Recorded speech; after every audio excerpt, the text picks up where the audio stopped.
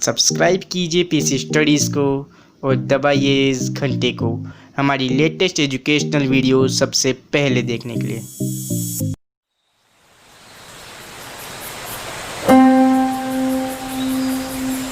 इस वीडियो में हम सॉल्व करेंगे क्लास 10 के एक्सरसाइज 3.2 का क्वेश्चन नंबर 4। तो हमारा क्वेश्चन है, which of the following pair of linear equation are consistent और inconsistent? If consistent obtain the solution graphically. Question number 4 के टोटल 4 पार्ट्स है और इन 4 पार्ट्स को हम इसी वीडियो में सॉल्व करेंगे। तो हमें यहाँ पर कुछ लीनियर इक्वेशन की पेयर दी है और हमें बताना है कि वो कंसिस्टेंट है या इनकंसिस्टेंट है, उनका कोई सॉल्यूशन है या नहीं, यही हमें बताना है। If consistent obtain the solution graphically, अगर उस लीनियर इक्वेशन के पेयर का सॉल्यूशन है तो हमें वो ग्राफिकली फाइंड करना है। तो यहाँ पर हमारी first pair of linear equation है x plus y is equal to 5 और सेकेंड इक्वेशन है 2x plus 2y is equal to 10। तो इन दोनों भी इक्वेशन के रेशियो को कंपेयर करके हम चेक करेंगे कि इनका कोई सॉल्यूशन है या नहीं, ये कंसिस्टेंट है या इनकंसिस्टेंट। तो यहाँ पर a1 upon a2 is equal to, यहाँ पर a1 अपॉन a2 क्या होगा, ये है हमारी फर्स्ट इक्वेशन और ये है हमारी सेकेंड इक्वेशन। तो फर्स्ट इक्वेशन का x का कोएफिशिएंट ही हो जाएगा हमारा a1, पर x का कोई भी कोएफिशिएंट नहीं है तो यहाँ पर आ जाएगा 1। सेकेंड इक्वेशन में x का कोएफिशिएंट है 2 तो a2 आ जाएगा 2। b1 upon b2 is equal to, first equation में y का कोएफिशिएंट भी नहीं है तो यहाँ पर आ जाएगा 1। सेकेंड इक्वेशन में y का कोएफिशिएंट 2 है तो यहाँ पर b2 आ जाएगा 2। c1 upon c2 is equal to, first equation में कांस्टेंट टर्म है 5, c1 आ जाएगा 5 और सेकेंड इक्वेशन में कांस्टेंट टर्म है 10, यहाँ पर c2 आ जाएगा 10। तो ये दोनों भी सेम टेबल में आते हैं, 5 1 जा 5, 5 2 जा 10। यहाँ पर आ जाएगा 1 upon 2 is equal to 1 upon 2 is equal to 1 upon 2। तो यहाँ पर a1 upon a2 is equal to है b1 अपॉन b2 के, और b1 अपॉन b2 इक्वल है c1 अपॉन c2 के। तो इस कंडीशन में जब a1 अपॉन a2 इक्वल हो b1 अपॉन b2 के और b1 अपॉन b2 इक्वल हो c1 अपॉन c2 के, अगर हम इन दोनों भी इक्वेशन को ग्राफ में रिप्रेजेंट करते हैं तो ये दोनों भी लाइन कोइंसिडेंट लाइन होंगी, मीन्स ये दोनों भी लाइन एक दूसरे को कोइंसाइड करेंगी और हम जानते हैं कि कोइंसिडेंट लाइन के इन्फिनिटी सॉल्यूशन होते हैं, तो ये कंसिस्टेंट इक्वेशन हो जाएंगी। तो ये कंसिस्टेंट इक्वेशन है और इसका सॉल्यूशन है, तो हमें इसका सॉल्यूशन ऑब्टेन करना है, मीन्स फाइंड करना है ग्राफिकली। तो इन दोनों भी इक्वेशन को ग्राफ में रिप्रेजेंट करने के लिए हमें इन दोनों भी इक्वेशन के दो सॉल्यूशन फाइंड करना पड़ेगा। तो इसे ग्राफ में रिप्रेजेंट करने के लिए हम इन दोनों भी इक्वेशन के लिए दो सॉल्यूशन फाइंड कर लेंगे। तो सबसे पहले हम फर्स्ट इक्वेशन के लिए 2 सॉल्यूशन फाइंड कर लेंगे। तो यहाँ पर हम फर्स्ट इक्वेशन में x की वैल्यू पुट कर देंगे, x इज इक्वल टू 2। तो अगर हम फर्स्ट इक्वेशन में x की वैल्यू 2 पुट कर देंगे तो यहाँ पर आ जाएगा 2 plus y is equal to 5। तो इस 2 को हम इस तरफ ट्रांसफर करेंगे तो ये आ जाएगा y is equal to 5 minus 2। तो यहाँ पर y की वैल्यू आ जाएंगी y is equal to 5 minus 2 आ जाएगा 3। तो अगर हम फर्स्ट इक्वेशन में x की वैल्यू पुट करेंगे 2 तो y की वैल्यू आ जाएंगी 3 2 3। तो अब हम फर्स्ट इक्वेशन के लिए एक और सॉल्यूशन फाइंड कर लेंगे। तो अब हम x की वैल्यू पुट कर लेंगे 1, x इज इक्वल टू 1। तो ये आ जाएगा 1 plus y is equal to 5। 1 को हम इधर ट्रांसफर कर लेंगे तो ये आ जाएगा y is equal to 5 minus 1। 5 minus 1 ये आ जाएगा 4, y इज इक्वल टू 4। अगर हम फर्स्ट इक्वेशन में x की वैल्यू 1 पुट करेंगे तो y की वैल्यू आ जाएंगी 4, 1 4। तो अब हम इसी तरह से सेकेंड इक्वेशन के लिए भी 2 सॉल्यूशन फाइंड कर लेंगे। यहाँ पर सेकेंड इक्वेशन में हम x की वैल्यू पुट कर लेंगे 2, x इज इक्वल टू 2। यहाँ पर अगर हम सेकेंड इक्वेशन में x की वैल्यू 2 पुट करेंगे तो यहाँ पर आ जाएगा 2 into 2 plus 2y is equal to 10। यहाँ पर ये 2 इंटू 2 हो जाएगा 4 plus 2y is equal to 10। तो इस 4 को हम इस तरफ ट्रांसफर कर लेंगे तो ये आ जाएगा 2y इज इक्वल टू 10। 4 को हम इस तरफ ट्रांसफर करेंगे तो ये यहाँ पर +4 था, इस तरफ ट्रांसफर होने के लिए हो जाएगा -4।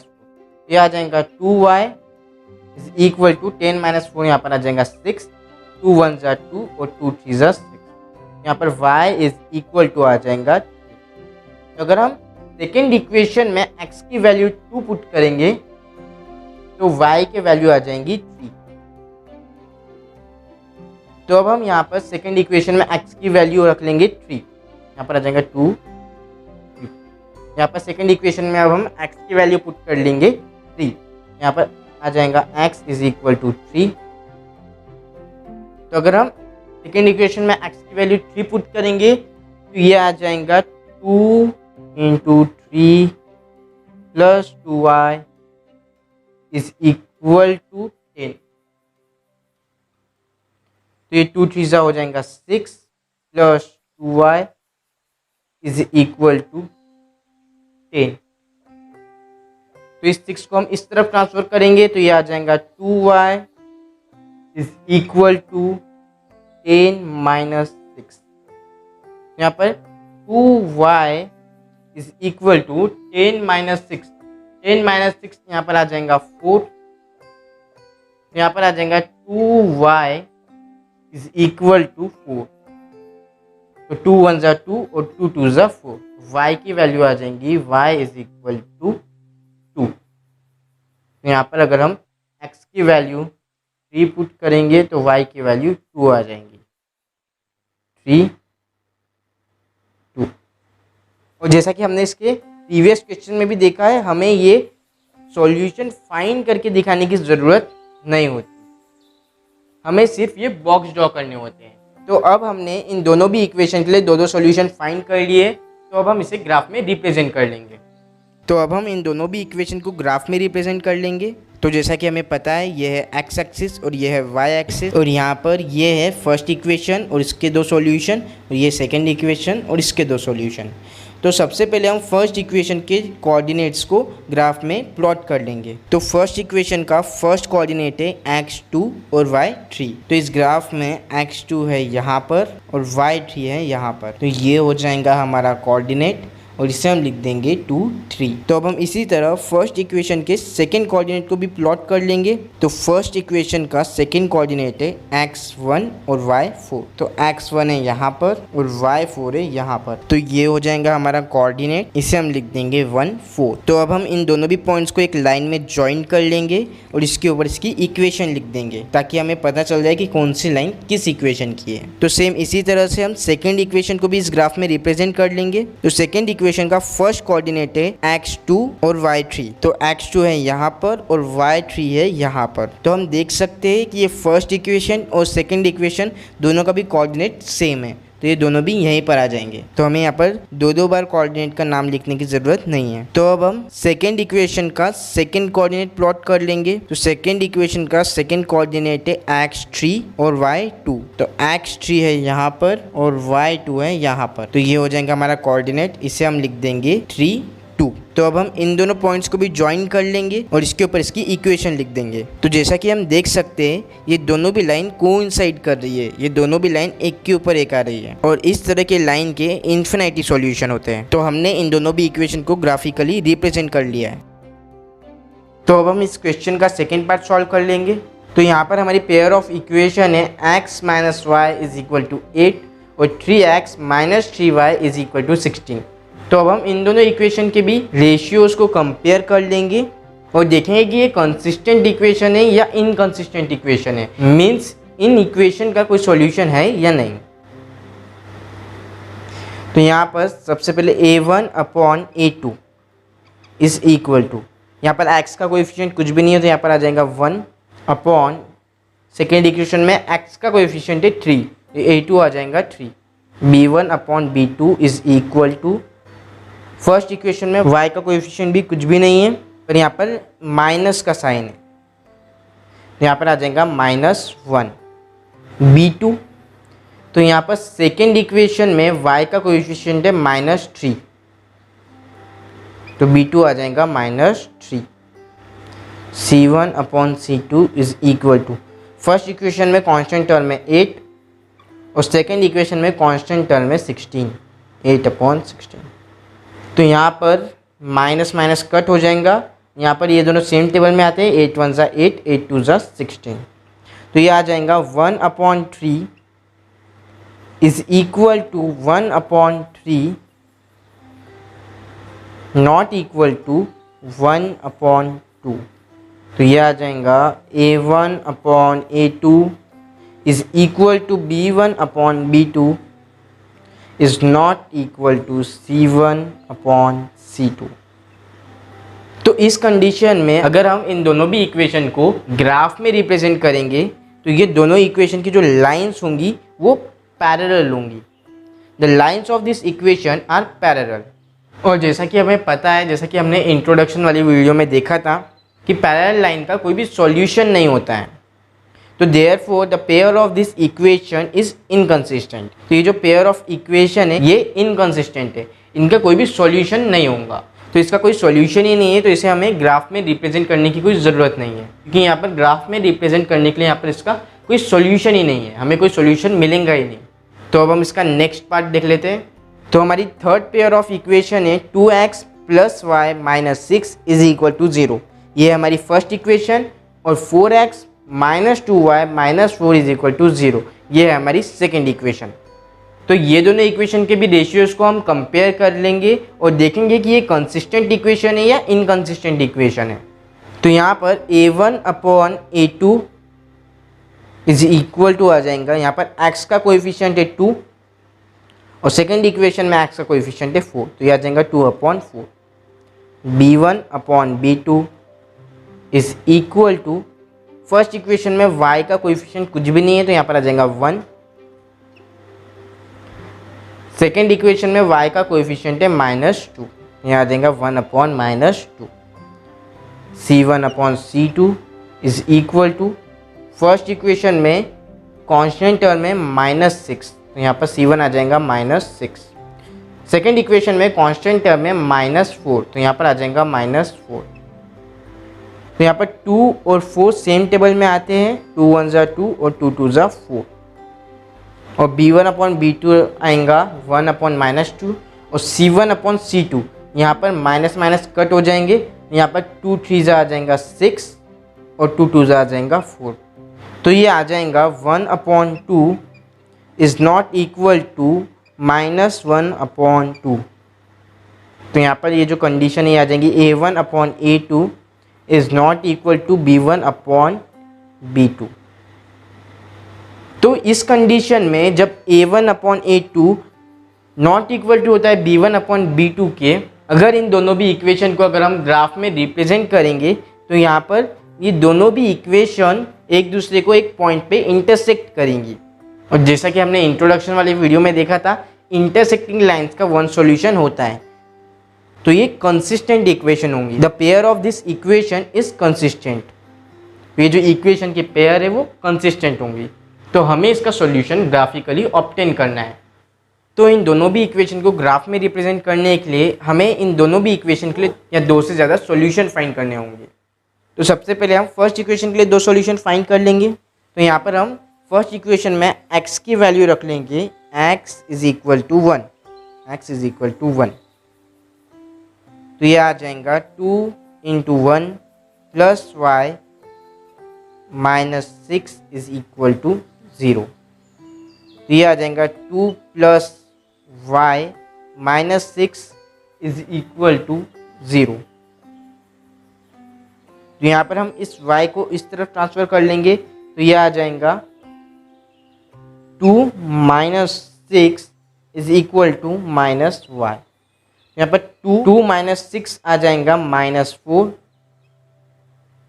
क्योंकि हमारा यहाँ पर 6 ग्रेटर नंबर है और साइन हमेशा ग्रेटर नंबर की आती है। इज इक्वल टू यहाँ पर आ जाएगा -y। यहाँ पर माइनस माइनस कट हो जाएगा और हमारी y की वैल्यू आ जाएंगी 4। तो अगर हम x की वैल्यू 1 पुट करेंगे फर्स्ट इक्वेशन में तो y की वैल्यू आ जाएंगी 4, 1 4। तो अब हम फर्स्ट इक्वेशन के लिए एक और सॉल्यूशन फाइंड कर लेंगे। तो अब हम x की वैल्यू पुट कर लेंगे 2, x इज इक्वल टू 2। तो ये आ जाएगा 2 into 2 plus y minus 6 is equal to 0। तो ये 2 इंटू 2 हो जाएगा 4 plus y minus 6 is equal to 0। तो यहाँ पर हम फिर से y को इस तरफ ट्रांसफ़र कर लेंगे। तो ये आ जाएगा 4 minus 6 is equal to minus y. यहाँ पर प्लस वाई था तो इस तरफ ट्रांसफ़र होकर ये हो जाएगा माइनस वाई। तो 4 माइनस 6 आ जाएगा minus 2 is equal to minus y. तो यहाँ पर माइनस माइनस कट हो जाएगा और यहाँ पर आ जाएगा 2 इज इक्वल टू वाई। तो अगर हम फर्स्ट इक्वेशन में x की वैल्यू पुट करेंगे 2 तो y की वैल्यू भी आ जाएंगी 2, 2, 2। तो हम सेकेंड इक्वेशन के लिए भी दो सॉल्यूशन फाइंड कर लेंगे और हम सेकेंड इक्वेशन में x की वैल्यू पुट कर लेंगे x इज इक्वल टू 1। तो ये आ जाएगा 4 into 1 minus 2y minus 4 is equal to 0। तो 4 इंटू 1 आ जाएगा 4 minus 2y minus 4 is equal to 0। तो यहाँ पर 4 इस माइनस 2y को हम इस तरफ ट्रांसफ़र करेंगे तो ये आ जाएगा 4 minus 4 is equal to 2y। यहाँ पर माइनस 2y था तो यहाँ पर आ जाएगा प्लस 2y। तो 4 माइनस 4 आ जाएगा 0 इज इक्वल टू 2y। तो अगर हम 2 को इस तरफ ट्रांसफ़र करेंगे तो यहाँ पर ये मल्टीप्लाई में है और इस तरफ ट्रांसफ़र होने के बाद ये हो जाएगा डिवाइड में। ये आ जाएगा 0 divide by 2 is equal to y. और अगर हम किसी भी नंबर को 0 से डिवाइड करें तो वो आ जाएगा 0। तो सेकेंड इक्वेशन में अगर हम x की वैल्यू रखेंगे 1 तो y की वैल्यू आ जाएंगी 0, 1 0। तो सेकेंड इक्वेशन के लिए हम एक और सॉल्यूशन फाइंड कर लेंगे। इस बार हम x की वैल्यू रख लेंगे 2, x इज इक्वल टू 2। तो ये आ जाएगा 4 into 2 minus 2y minus 4 is equal to 0।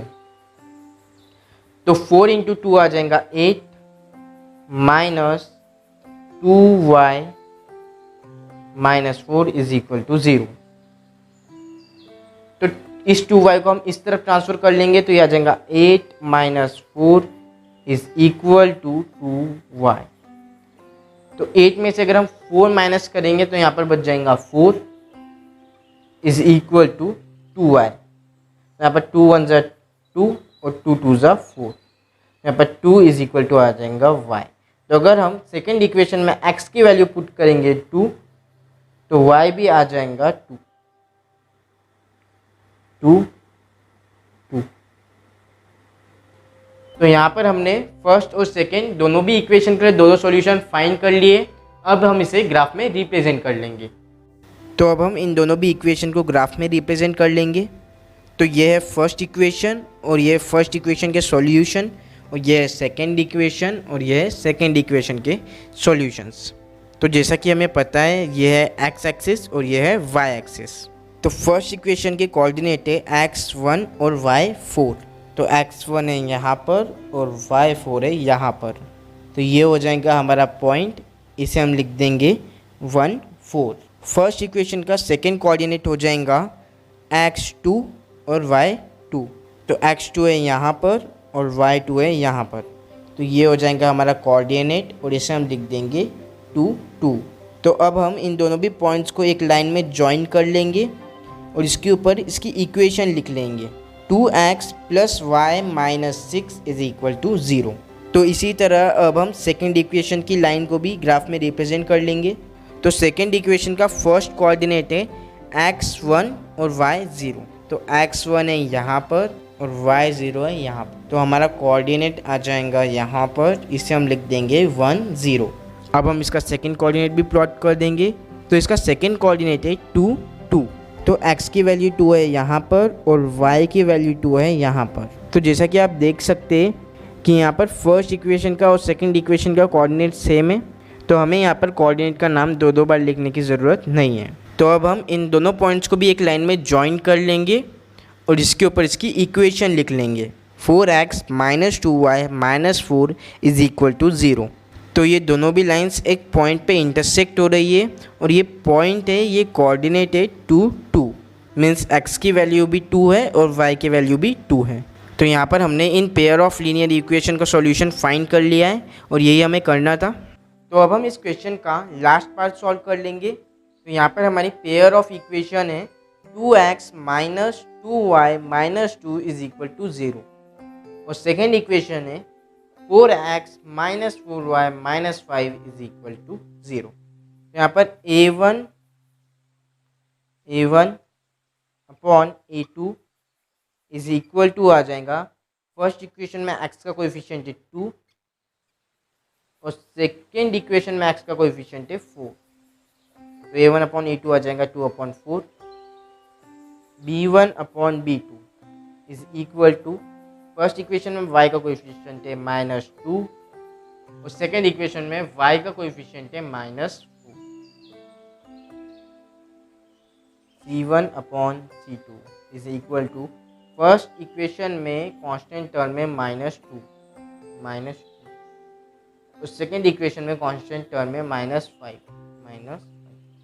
तो ये भी सेम टेबल में आते हैं, 2 1 ज़ा 2 2 2 ज़ा 4। यहाँ पर माइनस माइनस कट हो जाएगा और ये भी सेम टेबल में आते हैं, 2 1 ज़ा 2 2 2 ज़ा 4 और यहाँ पर माइनस माइनस कट हो जाएगा।